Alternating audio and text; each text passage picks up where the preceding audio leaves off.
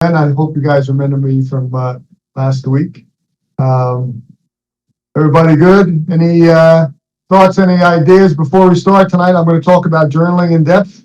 I will tell you as much as I know. I am a big journal advocate. I love to journal, and I've been talking about this for a long, long time. So, any ideas, any thoughts, any questions before we start? If not, I will jump right in. Scott, I don't know if you're going to interject at all, but by all means, if you are uh, into that, that would be fine. Let me see if I can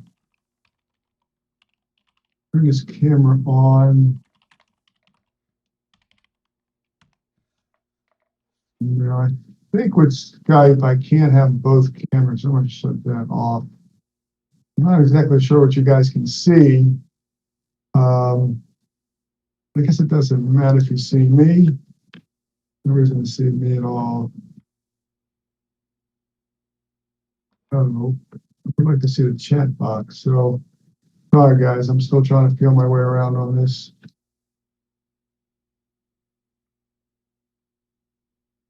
All right. So let's just start and we'll see how this whole thing works. And I hope this is recording. Let me just check here real quick. I think I am. Yeah. Okay. It should be good. Hey guys, if you have any questions, certainly chat them into the chat box. I may not see them initially, but I will continue to look. There may be a bit of a lag.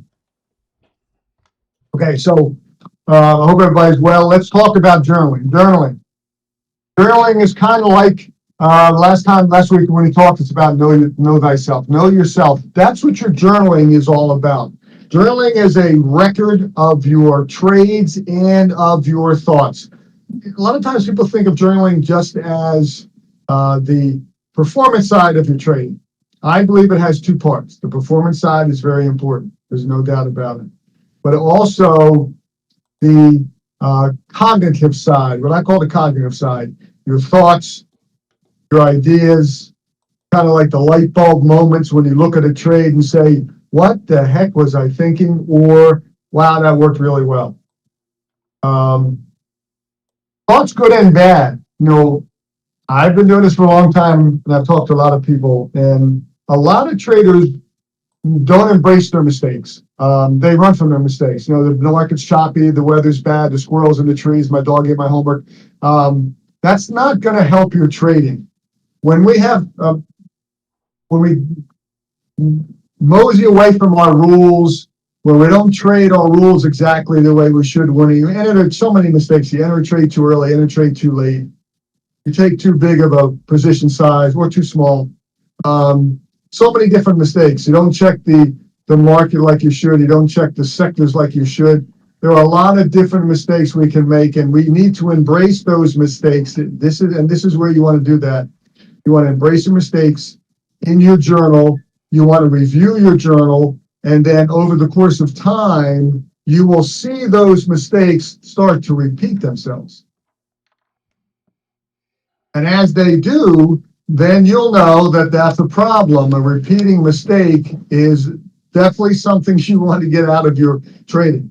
I read a book one time by a guy named called Van Tharp, and he had an entire chapter dedicated to mistakes. And basically what he said was, at the end of the year, if you go through all your trades and highlighted the ones that were mistakes. Now, I'm not talking about the ones that lost. Talk about the ones where you made a mistake.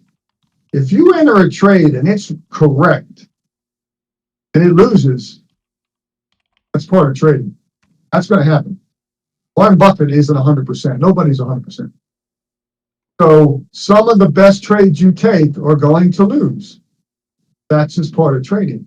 But if you made a mistake going into one of those trades, and if you highlighted all those ones where you got in too early, in too late, too big, too small, whatever it was, and you add up all those mistake trades, you would realize you lost a whole lot of money that you didn't need to lose. And this is the information that you're going to get from your journal. Because everybody's a little bit different. Knowing yourself through your journaling, everybody's different. Some people take too many.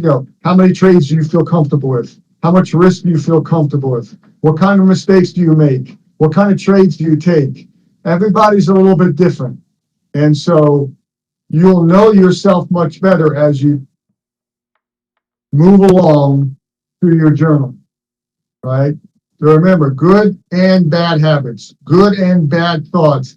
This is what you want to put in your journaling. And let me just share this with you that I learned a long, long time ago. When I first started journaling a million years ago, I thought, let me be very specific. Let me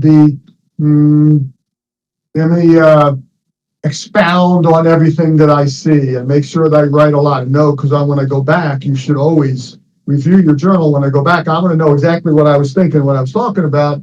And so the first month I went back and reviewed my journal, I had 27 pages. And I thought, I'll keep going, but it seems like a lot. Second month, I had a total of 42 pages. And I realized that by the end of the year, I would have about a 500-page book, and there was no way in the world that I was going to go back and review 300, 400, 500 pages in my journal. So, yeah, and I think, I don't know if he's still around. I think he is. A lot of great books. A lot of old school teacher. So, two parts to the value of a journal. The first part, learning wise, is to write things down. You see it and you write it down, and that's part of the learning process. The second part is to go back and review your journal. You got to go back and review it. So at the end of the month, if you have 2 pages, page and a half, you can easily do that. And the key to that is writing very precisely, very gingerly, if you will. Don't write too much. Be concise. Write a sentence or two. You see that light bulb moment go on, and you're like, wow, this is important. I got to remember this, whatever it is, good or bad. Sentence or two will do. Not a paragraph or 2 or 3. It's not necessary, and it won't help. It's counterproductive. So be concise, sentence or 2, so you can go back and go and review everything, because without review, it's not going to help very much. And of course, journaling should be part of your daily routine, because what's going to happen is you're going to get stuck in self-limiting patterns. You're going to get stuck in bad patterns, bad habits. Everybody does it. We're all human. And so you want to be able to identify those. You'll veer off the path from time to time. Everybody's done it. We're all human. And the journal will keep you focused on the trading path that you should be on. All right. Jesse Livermore, fantastic trader from days gone by. He said the only way you can get a real education in the market is to invest time, track your trades, and study your mistakes. The examination of a losing trade is torturous but necessary to ensure that it will not happen again. Absolutely. Repeating mistakes will never help your trading. Never. All right. So the right way to make a mistake, if there is such a thing. Making mistakes feels terrible, but the way we think about them can be a key to future learning. No doubt about it. Those with a fixed mindset tend to view mistakes as a sign of incompetence. This is from the New York Times, and they therefore are more likely to give up. I mean, if you never trade your mistakes, if you start out, and everybody starts out a little shaky, and we get better. I mean, this is a skill. When you learn to trade, it's a skill. Just like any other skill. I've said this a million times in my life. Why don't people go to college for 1 semester? Why 4 years? Why sometimes more? Because it takes time to learn a skill. Now, I'm not saying it should take you 4 years to learn how to trade, but it takes time to learn a skill. This is a skill. And if you have a skill that's filled with mistakes and you never have the desire or the will or the intent to trade, to change those mistakes, then you're never going to get to where you want to be. You're never going to get to as profitable and successful as you want to be. And likely you will give up. You say, oh man, this stuff doesn't work. Well, yeah, it does, but you've got to follow the right path.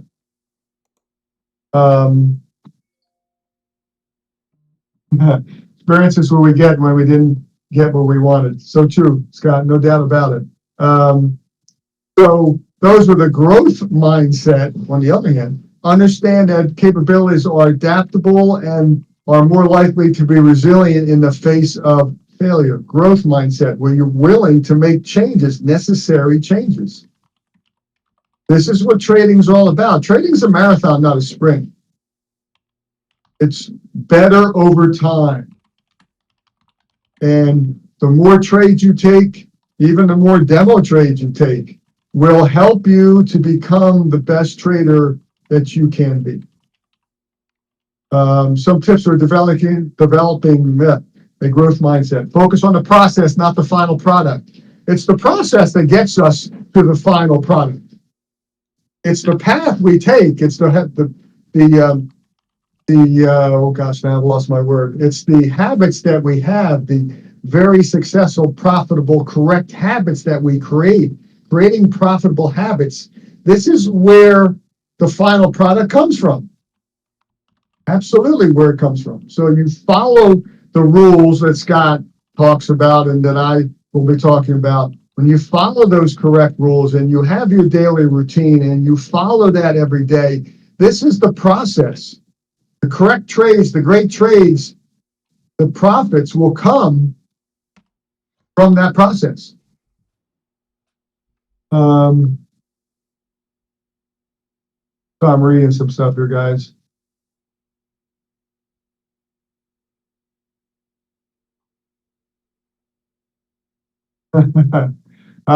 Good. Scott, you stole my quote from Aristotle. Oh man, yeah, that's a great quote. It might be in here. I think it was in there last week in my psychology presentation. We are not repeatedly what we do. We are what we repeatedly do. Excellence, therefore, is a habit. That's right. That's absolutely right. Excellent habits are what make us excellent traders. There's no doubt about it. Growth mindset. Rather than trying the same thing over and over again, which of course we know what that old saying is, be prepared to come up with new strategies. Recognize the feelings that trigger a fixed mindset, such as anxiety or stress. Of course, look, if you're making mistakes and you're not achieving your goals and your percentages, your whatever percent you're looking to get, whatever average dollar win versus average dollar loss, which is what I focus on in trading. I think that's the most important thing. If you're not getting those, you're going to be stressed. There's no doubt about it. And honestly, it should be.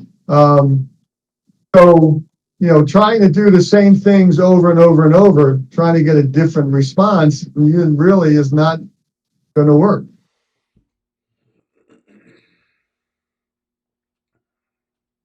Yeah. Where we practice, where we play. Absolutely. And that's why I'm a big believer in demos too. Listen, there's nothing wrong with a demo account, guys. You can go in there and practice. Look, I equate trading, this is a little sidebar here. I equate trading to playing golf. And I don't know if anybody here plays golf. I'm an avid golfer. Have been for a long, long time. And I will tell you that every golf course that I've ever played, anywhere in the world, they all have a driving range. Why do they have a driving range? So golfers can practice. That's all there is to it. They want golfers to be really good. The better everybody is playing on a golf course, the better they are, the faster the golf course moves. And that's ultimately what they want, because they can put more people on the course and get more tee times and get more profits. That's their gig. That's their job. That's their business. So people go to the driving range. I go to the driving range. If you wanted to fix something, if you slice the ball off to the right all the time, that's no good. And if you want to go to the driving range and fix that, you can't fix it on the course. You're not going to be able to fix it on the course. You'll be hitting people in the head and hitting people's cars and houses and who knows what. Hit them in the water. You got to fix that on the driving range. So the demo trading is really quite good. And you can do both. You can demo in real money. There's no reason why you can't do that. But yeah, practice is great stuff.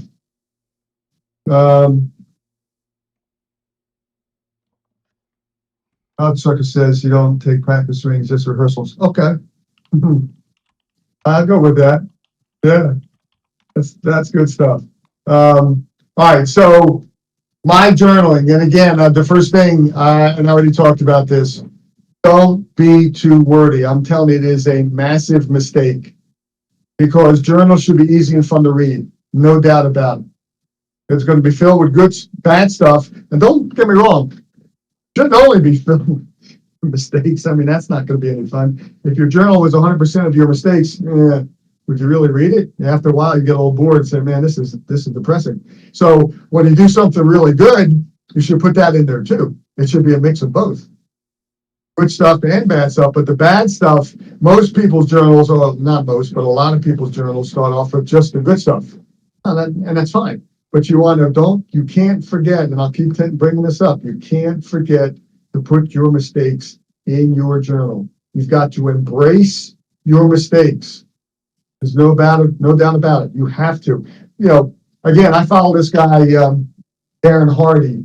He used to be this editor of Success Magazine. And for years, all he ever did was interview the most successful people in the world. And he will tell you that there's a couple common threads. And one of them is the most successful people in the world. Warren Buffett's of the world, Jeff Bezos from Amazon of the world, Musk, these guys all embrace their failures. They all fail. They like, as weird as it sounds, they like to fail because they know that failures are the road to success. So don't forget, don't be afraid to fail and don't be afraid to embrace it and put it in your journal and fix it. That's what will take you to great trading. To one page, yeah. So remember, when you do 1 page a week, at the end of the month, you got 4 pages. At the end of the year, you might have 40 pages worth of journaling. You could review your entire year if you had, well, maybe not even 40. Maybe you could probably do it in 20. 20 pages in a spiral notebook or a look. We'll talk about some trading venues, journals, before we're done here. I'm just a spiral notebook guy. That's just me. To each their own. I know a lot of people like spreadsheets, and that's fine. Spreadsheets are great, but I'm just a spiral notebook guy, and so to each their own. But I like a spiral notebook because I can write in it, I can draw in it, I get these colored pencils, I use pencils and pens and whatever. I like to draw pictures. It helps me to remember what I'm thinking. So, find your niche and just be consistent with it. That's all. Yeah, Jeff Bezos, absolutely, Bob. Yeah, he's worth a couple bucks. There's no doubt about that. Detail the reasons, thoughts for every trade. Be self-aware and review every trade after they're closed. Now, don't forget, I'm not saying that the performance side is not important, because the performance side is important. Check your trades. Did you enter correctly? Did you put the stop in the right place? Did you manage the trade correctly as it moved up, which hopefully it did, if you're long? And did you have good profit targets? And you have to analyze it too.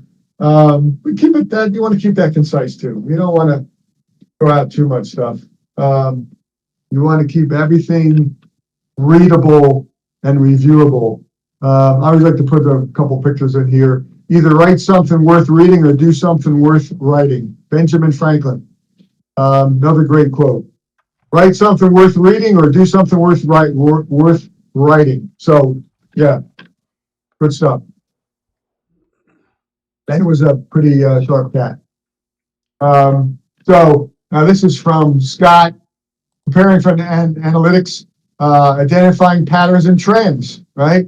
Using trading records to spot recurring patterns and trends in your performance, helping you adjust strategies and capitalize on strengths and address weaknesses. Absolutely. That's what it's all about. Strengths and weaknesses. Recognize strengths and weaknesses. Everybody has strengths and weaknesses. Everybody's a different trader. And we have rules for everyone, but everybody takes, first of all, everybody has a different age. As we get older, we probably should take a little bit less risk. Age is important. Everybody's got a different account size. Some people I've seen people who are comfortable with taking 3 trades maximum. I had a guy one time had 144 stocks. And after I got off the floor back in my chair, I said, Randy, seriously, man, you do what you want, but you got too many. I'm sorry. I mean, at some point, too many is too many. But everybody's different. I've seen plenty of people like 27 trades on. That would not resonate with me. I'm a 6 to 8 to 10 trade guy, depending on the market. So everybody's different. Some people like a lot of risk, and some people don't have a lot of risk tolerance. So your trade plan is part of what you do, and your trading journal will allow you to see who you are and better address and stay within your personal parameters. Trading records acts as a mirror reflecting your trader's strengths and areas that need improvement, guiding your growth, your efforts for growth. Improvement, guys, we can improve all the time. We can improve in everything we do. Trading is no different. You should never really be done getting better at trading. You should be improving all the time. Sometimes only small improvement, but that's okay. Informed by record analysis, you can fine-tune strategies, enhance risk management, and learn from past decisions and become a more proficient and consistent trader. Absolutely. This is what the journal will help you do. No doubt about it. Think to yourself, I bet no one here can tell me what trades they took in December of last year. I know I can't. But when you have it in your journal, you can go back and review all kinds of information, very pertinent and important information. All right, so 3 types of trades. There are 3 basic types of trades. And this is where the journal comes in very, very important.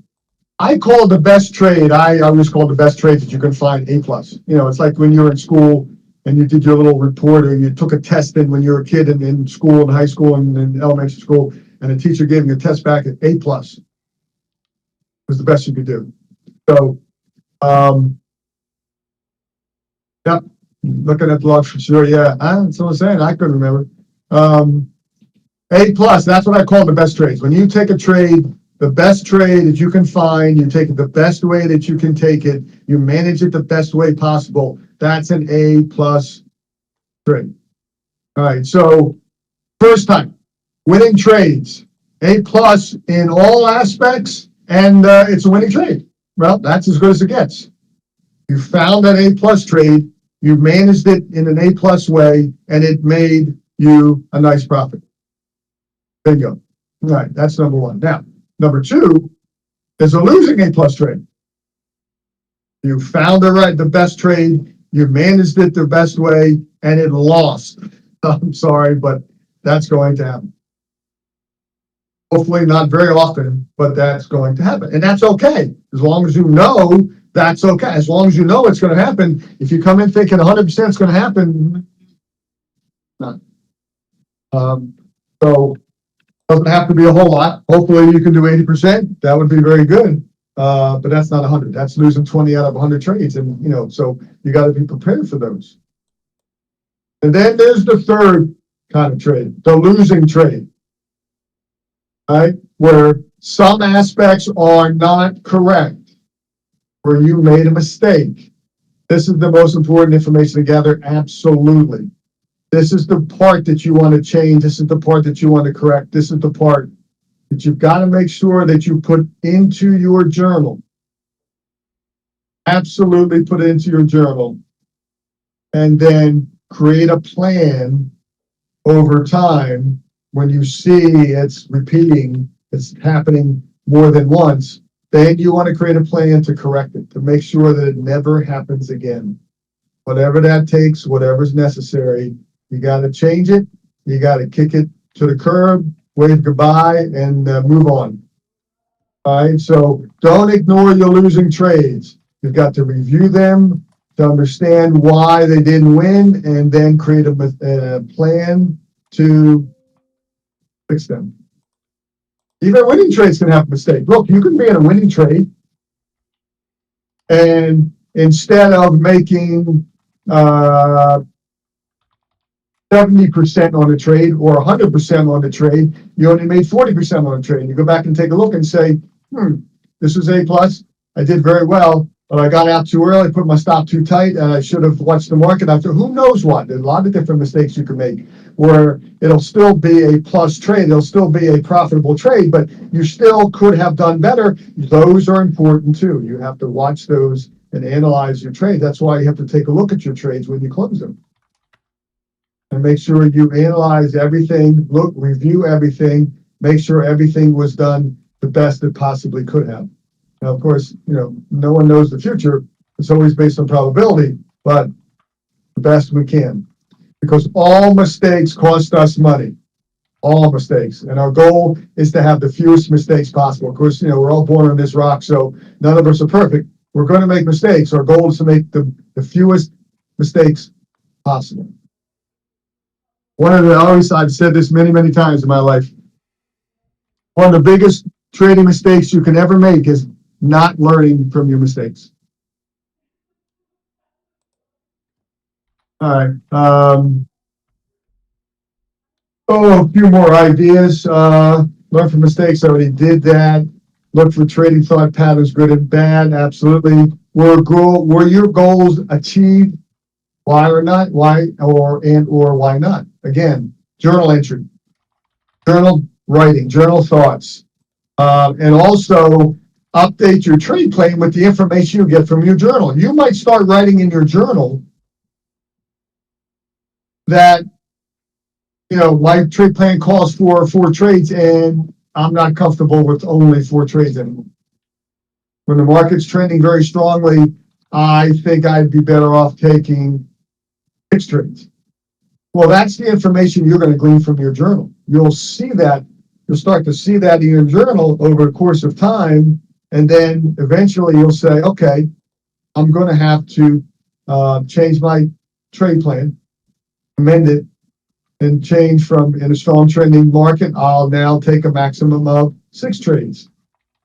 But that'll happen over the course of time. You're not going to just wake up one day and say, yep, I'm going to take 6 trades. It'll come over the course of time, and you'll see that in your journal, and you'll have multiple entries over the course of time. You'll say, okay, I have to address this.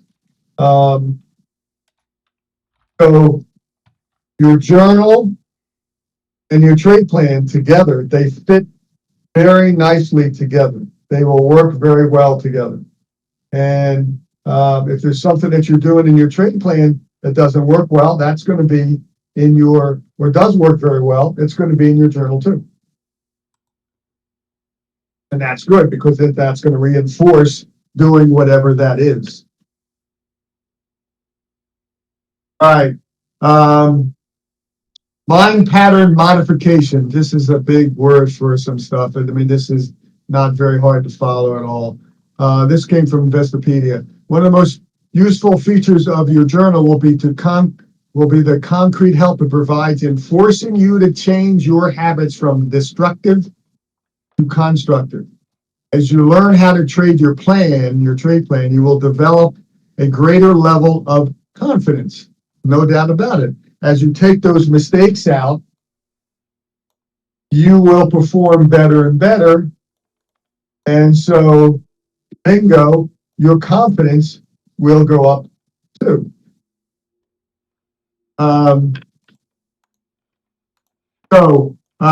Your profitable trades won't feel so random. They should never feel random. And your losses will be planned for, because you're going to have some from time to time. And it won't ding your psyche in a way that will make you feel like a loss means that you are a loser. You're not a loser, trust me. Again, remember, some of the greatest traders and or successful people in the world are very comfortable with their losses. It's a big part of life. But it just depends on what you do with them and what you learn from them. That's the key. A very important mental and emotional factor in trading is your level of confidence. Absolutely. Confidence is the antidote for fear and greed cycle, which many traders will get caught in. Fear and greed is a natural, hardwired response in most humans. Absolutely. We are wired that way. If you're winning, you want to win more. When you're losing, you feel fear and even panic as your account starts to dwindle down towards zero. So this stuff is very, very important, guys. Your mental attitude that we talked about a lot last week is very dependent on the things that you can learn from your journal. Your journal will keep you on the bright side of trading, and that will absolutely be very, very important. Having a journal that gathers your statistics sets up a trade plan by defining parameters of action needed, provided a rear view mirror so that you can measure how well you executed each trade, and most importantly, provide you with the feedback to develop and evolve your trading skills. That's what we're here to do. Develop and evolve our trading skills.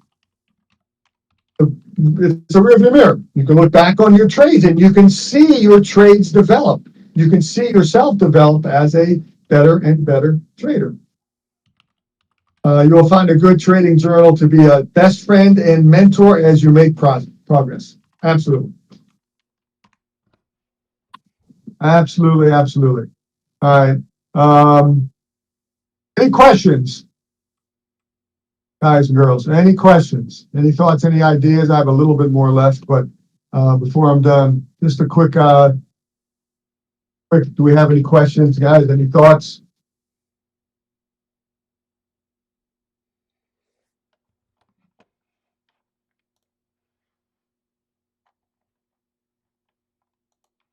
Andy, you're typing?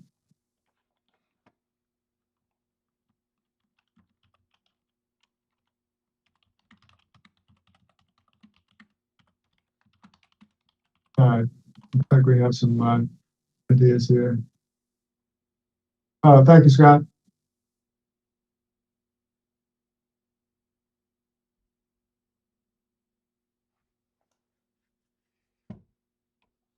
Thanks, Bob. What category is the trade that made money, but you could have made more? Well, Sandy, that's a great question. That's one of the things that you can monitor in your journal, in the performance side. When you take a look at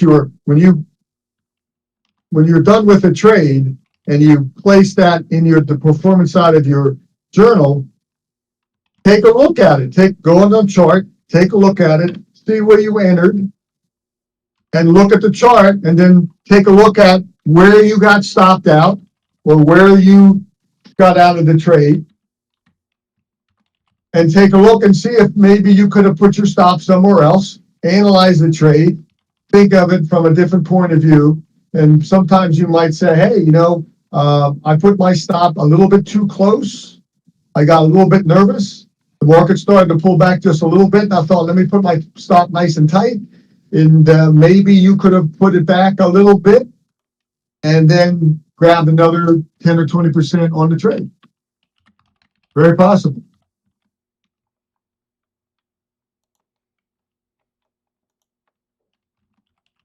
Exit rules and risk parameters, absolutely. Yes, it was a plus, but mistakes. So, again, we can always tweak our trades, we can always go back and review them and see how well they did. And, and when you're in the midst of a trade, your psyche is a little bit different. But when you come back later and the market's closed and you're not thinking about the trade, and then you can take a look at the chart and see it from a slightly different point of view, that can all very often give you some insights again, into who you are. How do you act under stress? How do you act under pressure? Maybe you had too many trades on. Maybe you had 6 trades on it all at the same time. It was hard to manage them all. Maybe the market was moving quickly.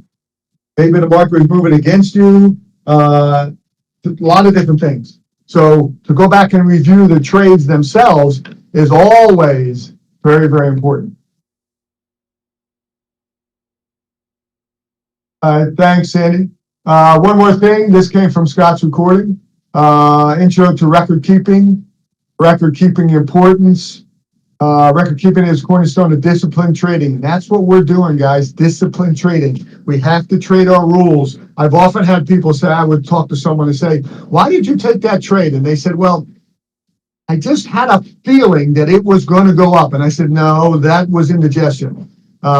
So we don't use our feelings. We trade by the rules. We focus on the rules. We're disciplined because our emotions are not going to be where we want to be when taking trades. Our emotions are not going to help. We're focused on the rules, trade by the rules, and you will do much better. Offering a comprehensive history of your trading decisions. That's right. And enables you to monitor your performance, learn from past mistakes, and maintain a constant approach to trading. Very well written. No doubt about it. All right. So,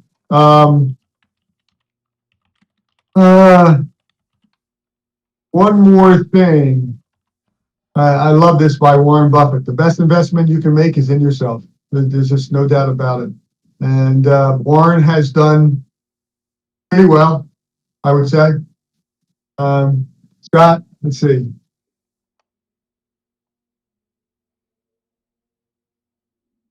Yep, that's it, Scott. Yep, right on the money. Very good. Um, I have this. Hold on a second here. It's over here. No, here it is over here. Okay. I did Google this, investor.com. I don't know these people. But there are a lot of different trading journals out there. Again, I'm just a spiral notebook, guys, but there are all kinds of different uh, journals out here. They all have a different look. And Scott, I think you have, but we have a spreadsheet too, so I think that's probably the one we use. But just as a thought, I did look these up. There's zillions of them out there, so make sure that you use. I guess Scott, we do have one, so let's use the one we have for sure. But use that, and if you need a little bit more room to write, you can always write file notebook. Get some color pencils, do what I do. But that's a personal thing. Everybody does it a little bit differently. But leave some room to make some notes in your, even if you have a spreadsheet. Scott, do you have anything else? I think I lost my, where'd it go? Can you hear me? Yeah. No. What I had said, for me personally, I like to keep everything in one place. I've used I've kept market observation logs before. Tried to keep trading journals. What I ultimately decided was I make notes on a perch. Like my thought is this: is if I look back in 3 months, I'm not going to remember any specific details about a trade. So if there's anything Mhm. about that trade that I want to remember, I'm going to make a note like that. They'll spark it. Like if something happened. So a lot of times nothing happened, right? Like it just was wrong and you stopped out. Right? But if something weird happened, I go in and there's a in our trade log there is a notes, and that's where I put it. Um, I don't think it's ever a wrong thing to add additional record keeping measures, right? You guys know how I feel. It boils down for me to the old Jack Schwager from Market Wizards who said, "Show me a good record keeper, and I'll show you a good trader." Because Mhm. numbers don't lie. You can't get away from the numbers, right? So we can if we're trading, we can convince ourselves of certain things. But when you look at the numbers, that's why I say it's a good hard look in the mirror, right? So the more we keep records, whether it's emotional records, number records, we're connecting these things to the market conditions and our ability to effectively assess market conditions. It becomes this total ecosystem, and you can't effectively go back in time and evaluate if all the pieces aren't there. So if someone looks back and they don't have an ability to look back and kind of understand what they thought the market was, it's not enough to say the market was good or bad. What did you think it was at the time? You need to be able to see, hey, I thought it was bullish, but it was actually not. And that's the mistake. So that you wouldn't look for mistakes in that situation in the individual trade. You found it. You had the wrong posture. There was a problem with how you assessed conditions, and that just steered you down the wrong path. Or nope, I had the right posture, so I must have done something in my trades. And so this is going to lead us to a more effective ability to diagnose, like you said, find the issue, right? We do not want the spaghetti approach, right? We don't throw something at the wall. Hey, did something stick? I want a scalpel. I want to be very precise in identifying this is what's wrong or this is what could be better. And I'm going to very specifically work on the exact rules in that. Like, that's why we are so specific in the level of detail we go to and how we define our plans, because this is an engineering process. And I mean, an engineer is not going to work without copious amounts of data that come back to create this story. And that's what we're looking for here. If you have a story, you will improve, period. It's not like, oh, maybe you'll do better. You will absolutely do better. But you got to have the data. You got to have the process. You got to have the organization. You can't skip a step. That's the point, right? There's no shortcuts. Successful traders do what failing traders don't want to. Period. Here we are. So that's my addition. Just to, and I'll let you wrap up. But I would just say tomorrow, don't forget, 3:15 p.m. Eastern, everybody, for the wrap up. And we'll probably continue to have Glenn just pop in Tuesday, Thursdays, and then we'll start mixing them into some of the weekday classes. He'll start popping into some of the chats, and just we'll see more of him. Obviously, he does an amazing job, so we're very lucky to have him part of the crew. And so that's it for me. I'll shut up and let you wrap this thing up. All right. Thanks, Scott. No, excellent. And your point, yes. I think you hit it right on the nose too. Data. That's what it's all about. This is what we're doing. We are generating and recording our own personal data.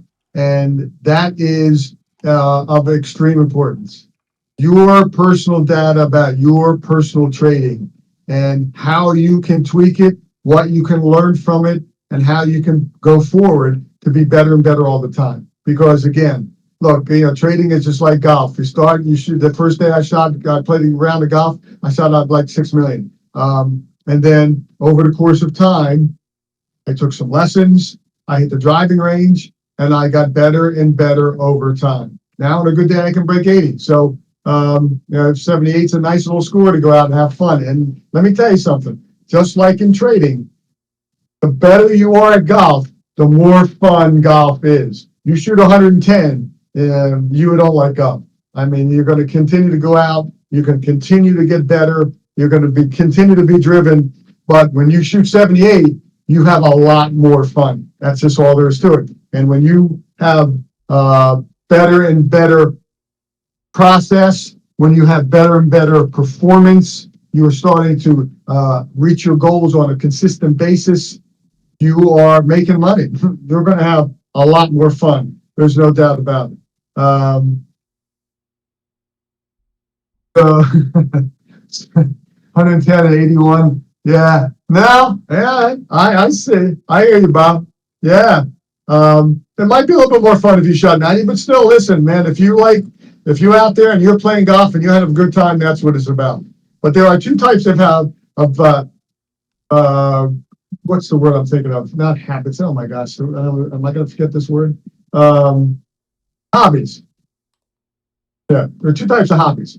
There are ones like golf that cost you money, and there are ones like trading that can make you money.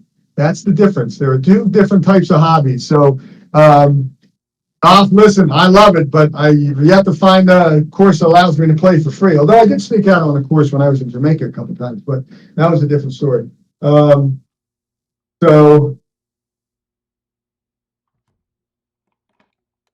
all right, but guys, yeah, guys and ladies, that's pretty much it, Scott. I'm pretty much out of my stuff. I hope everybody enjoyed this. Again, if anybody has any questions, just remember, guys, please, journaling, sometimes, you get into trading and you think the most fun, which it is, the most fun of trading is trading. But the things that we have to do to get better and better are extraordinarily important too, and journaling is right there at the top. Everybody, you're welcome. Thank you all for being here. And I look forward to meeting with everybody again and soon. Thanks, Bob. Thank everybody. And be well and trade well. And I will see you guys soon. Thanks.